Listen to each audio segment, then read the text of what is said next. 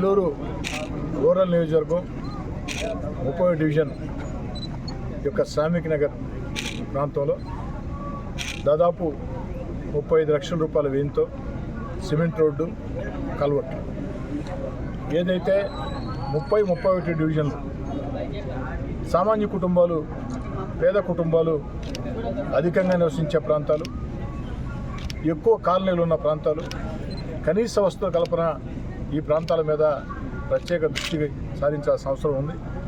Nellore rural నియోజకవర్గంలో అనేక చోట్ల అనేక అభివృద్ధి కార్యక్రమాలు చేపట్టాల్సిన అవసరం ఉంది. మరీ ముఖ్యంగా నగర కార్పొరేషన్ పరిధిలో 23వ డివిజన్ కావచ్చు, 24 కావచ్చు, 25 కావచ్చు, 30, 31 ఈ యొక్క డివిజన్ల మీద ఎక్కువ దృష్టి పెట్టాల్సిన అవసరం ఉంది. ఎందుకంటే అధికంగా జనవాసాలు ఉండే ప్రాంతాలు, పేద కుటుంబాలు, కష్టాన్ని నమ్ముకొని జీవితాన్ని కొనసాగించే కుటుంబాలు అధికంగా ఉండే ప్రాంతాలు. ఈ ప్రాంతాల్లో రోడ్లు కావచ్చు, డ్రైన్లు కావచ్చు, కల్వర్ట్లు కావచ్చు, కరెంటు కావచ్చు, తాగునీటి సమస్య కావచ్చు, అనేక రకాల సమస్యలు ఉన్నాయి.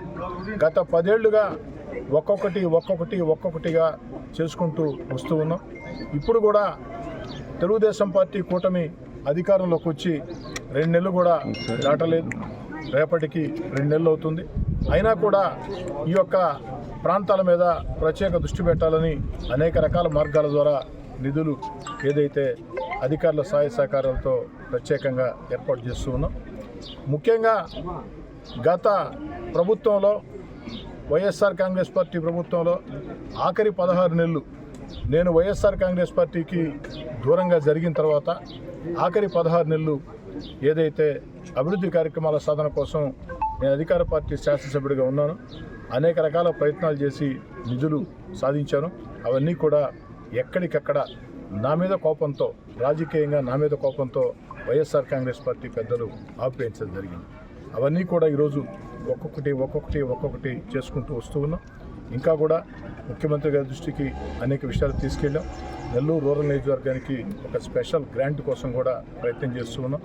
అదృష్టం మనకి మున్సిపల్ శాఖ మంత్రి పొంగూరు నారాయణ గారు నెల్లూరు కార్పొరేషన్ నుంచి ప్రాతినిధ్యం వహించడం, వారందరి సహాయ సహకారాలతో అటు నగర కార్పొరేషన్, నోడా, పబ్లిక్ హెల్త్ అందరి సహాయ సహకారాలతో అనేక రకాల అభివృద్ధి కార్యక్రమాల్ని భవిష్యత్తులో మరింత వేగవంతంగా ఇప్పటికే 2 నెలలు దాట్ల కానీ రూరల్ నియోజకవర్గం నలుమూలలా కూడా అభివృద్ధి పనులు ఒక జాతరలాగా సాగుతూ ఉన్నాయి.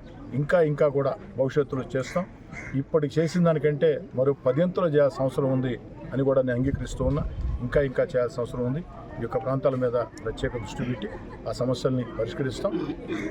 తెలుగుదేశం పార్టీ కూటమి ప్రభుత్వం లక్ష్యం ఒకటే, సంక్షేమ పథకాలు అర్హులందరికీ అందాలా, అభివృద్ధి కార్యక్రమాలు వేగవంతంగా ముందుకు సాగాల. అదేవిధంగా మన బిడ్డలకు ఉద్యోగాలు వచ్చేదానికి చంద్రబాబు నాయుడు గారు ఈ యొక్క విపత్కర పరిస్థితుల్లో రాష్ట్రం ఆర్థికంగా దివాలా తీసినా కూడా అనేక రకాల ప్రయత్నాలతో పెట్టుబడిదారులని ఆకర్షించి సంపద సృష్టించే ప్రయత్నాలు చంద్రబాబు నాయుడు గారు చేస్తూ ఉన్నారు.